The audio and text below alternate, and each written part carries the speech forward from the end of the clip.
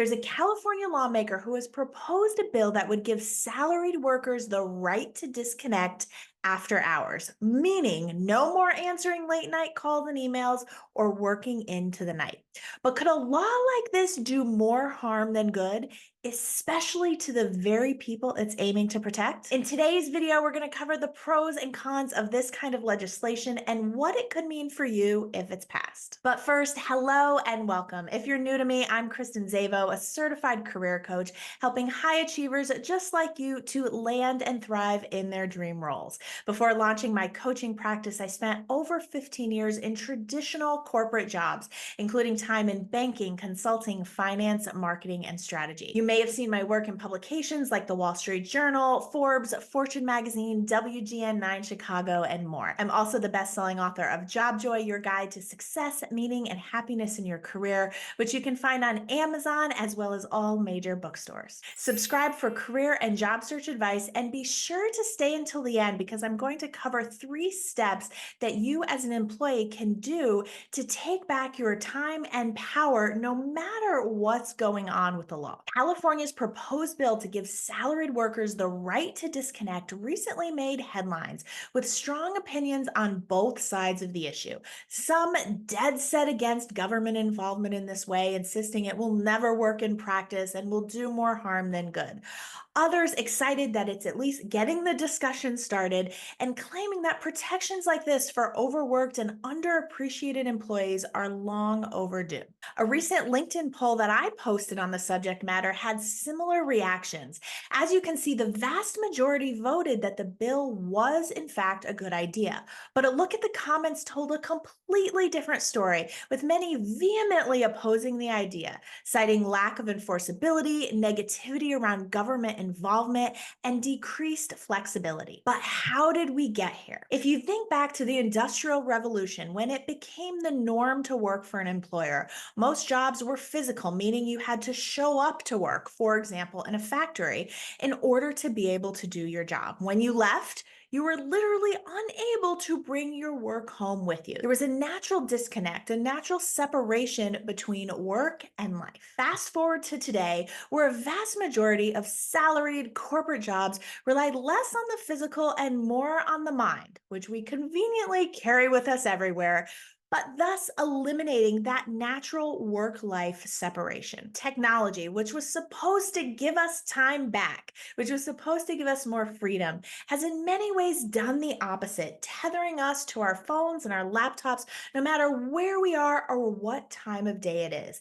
Add in the rise of remote work, sped up by the pandemic, and now more than ever, the lines between work and the rest of our lives are blurred. This is leading to record levels of burnout and lack of engagement at work. There are plenty of reports and studies and statistics that emphasize these issues, including this from a recent article on Travel Perk, which stated that more than half of American workers say they experienced burnout in 2023, 36% of which say that their organizations have nothing in place to help. When it comes to remote work, 69% reported increased burnout from digital communication tools. 38% of employees suffer remote work burnout because they feel pressured by management to work more hours. Many believe that organizations and toxic bosses are willingly taking advantage of employees who say they feel like they have no other option but to be on and available at all times. So is it really a surprise that California lawmakers are proposing a bill that would protect this group by giving them a legal right to disconnect? A summary by the LA Times says that this bill would require employers to establish a workplace policy that provides employees the right to disconnect from communications from the employer during non-working hours except as specified. This is aimed at salaried workers and would not apply to those with collective bargaining agreements. Companies that violate these laws could face fines. This idea is not new. There are many countries in Europe and beyond who have adopted similar policies, with France being the first to do so in 2017. A deep dive on that is a bit out of scope for this video, but if you'd like to dig into that more, I recommend checking out this European Law Institute report, which I will link below. No matter where you stand, I think we can all agree that, as with many complex issues, this isn't cut and dry. On the positive side, this proposed law is already fostering wonderful, healthy conversation around the importance of boundaries, balance, and expectations at work. It also has the potential to protect against unrealistic or unsustainable pressure from managers, and it can lessen the guilt or the concern for those employees who have trouble with or fear of setting boundaries with colleagues and bosses. In general, the spirit of the bill is one that promotes work-life balance and brings this issue to the forefront of conversations between organizations and their employees. Now, on the negative side, as with many laws that are great in theory but not so much in practice,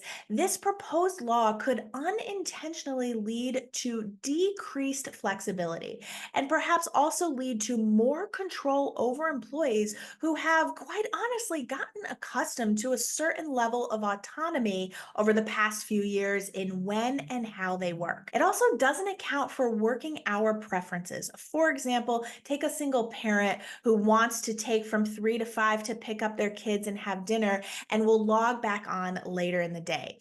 Now, while this could be negotiated on a case by case basis with this law, it would definitely require extra effort on both sides. And finally, a law like this could negatively impact businesses and jobs that naturally require after hours work, and where employees agree to this and are compensated for it accordingly. This is especially true when it comes to startups and other organizations that are in the innovation space. Regardless of the pros and cons, if you are struggling with the consequences of being on and available beyond work hours, there are some things that you can do to take back your time and power. First is to make sure that your current job, your current career, is actually a fit for the lifestyle you desire. There are certain roles and industries where it is simply expected that you work more hours.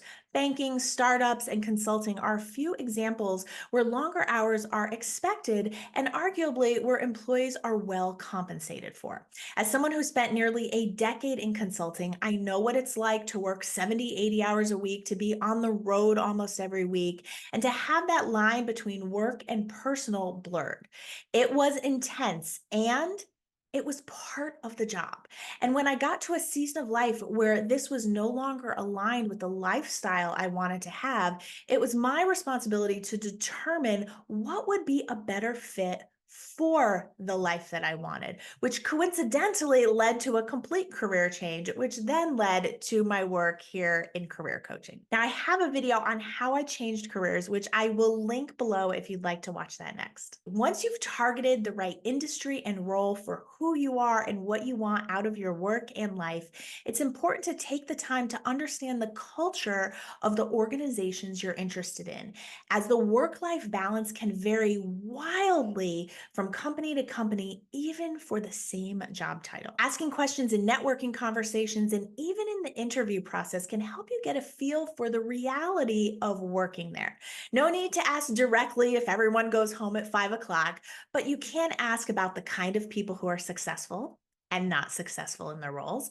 You can ask about what someone loves the most and the least about their jobs, how they juggle their personal life during push periods, and even asking about benefits and support for parents. Once you're clear on the right career for you and the culture of the organizations you're targeting, the next step is to set boundaries, starting with yourself first. If this is something you struggle with, be sure to sign up for my complimentary Boundaries Masterclass. I'll also link that below. At a high level, it's important for you to get clear on what you need and desire when it comes to your work hours. If you have been working around the clock, you may need to have a conversation with your manager around when you're available and not. But many times it starts with just choosing those hours and then respecting your own boundaries. So if you decide you are not working after 6 p.m., it's on you to close the laptop. It's on you to avoid checking email while you're watching TV with family.